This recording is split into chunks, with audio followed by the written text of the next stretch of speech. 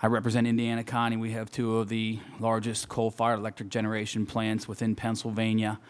And to me, the implementation of RGGI, especially given the way that it was undertaken through an executive order, is simply a nightmare.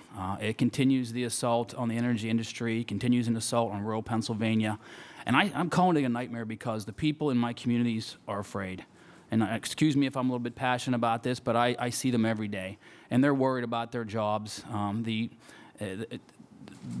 power plants have already told us if RGGI's implemented, and you know they operate on a very thin margin, they're going to close and they're going to go to other states. That's thousands of rural jobs. That's families that will be impacted. That's schools that will lose tax revenue. So it really concerns me, you know, the whole process. But that gets to my question. You mentioned in your testimony that there will be stakeholder engagement. Mm-hmm. First of all, who are the stakeholders? And what is that process? And when can we expect to hear some of the feedback that you're receiving? Sure. So there's a number of things, and on my end, I don't think there's a week that goes by where there's not at least one or two meetings with external parties on this, and it's everything from generation owners. I know governor's office has been engaged with labor, environmental groups, legislators, others. You know, I mean, I have been. You know, we've been engaged, and I know staff. If I'm doing a couple of those, they're doing 5 times that in terms of some of that engagement. And one other I'd point out is on the other side of it is the environmental justice community and some of the impacts that they see in terms of air quality and making sure opportunity there. I think, you know, to be blunt, I'd say I share a lot of those same concerns that you laid out. And that's one of the reasons why I think this is an important tool and an important process for us. The reality is we see, and if we do nothing, we see modeling that shows plant after plant after plant in the coal sector closing over time.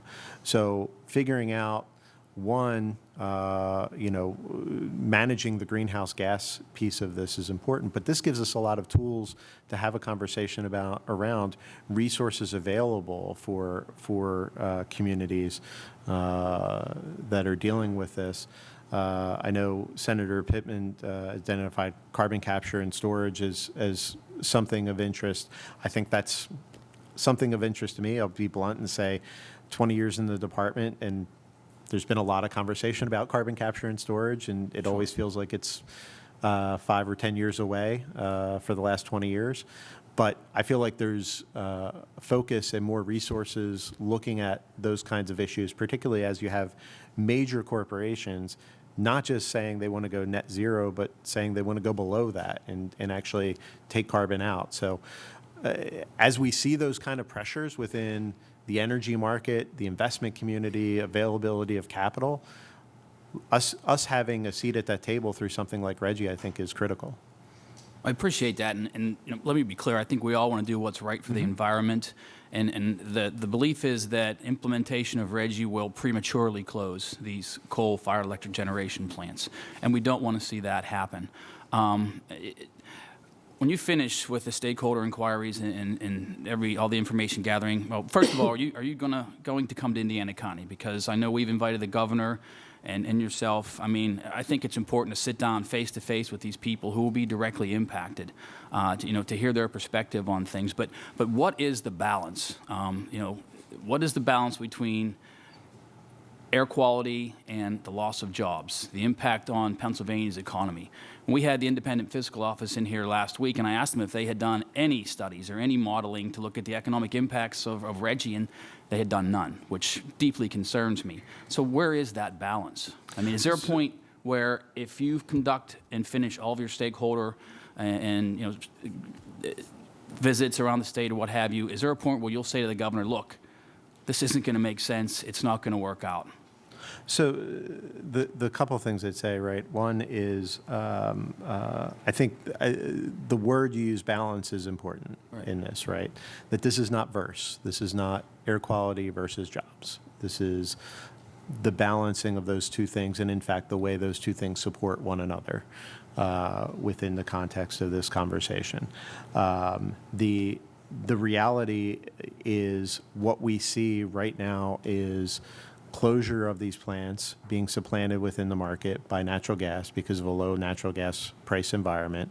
We see year-over-year reduction in the installed cost of renewable energy resources, which is further driving some of these dynamics. So making sure that we're having a conversation about the resources that are available to make sure we're supportive of these communities. I mean, one of the things that kind of gets lost in the conversation is we talk about this as a state, but really what we've seen is a movement of our electricity infrastructure from the western side of the state to the north central and northeastern side of the state. So as that continues to happen, as it seems like it will, how do we manage what's left behind there, right? What is available in terms of renewable energy, gas opportunity, other things within that space? The example I used in one of the recent hearings was Bruce Mansfield was scheduled to close in 2021. September, they said, we're closing in November. And that was the notice, right? 2 months and they're done. How do we make sure we're creating opportunities so that no community is completely dependent on anyone, manufacturer, business, et cetera, right? Well, thank you. We're out of time, but I urge you to please consider the impacts on Pennsylvania communities and families. Absolutely. Thank you.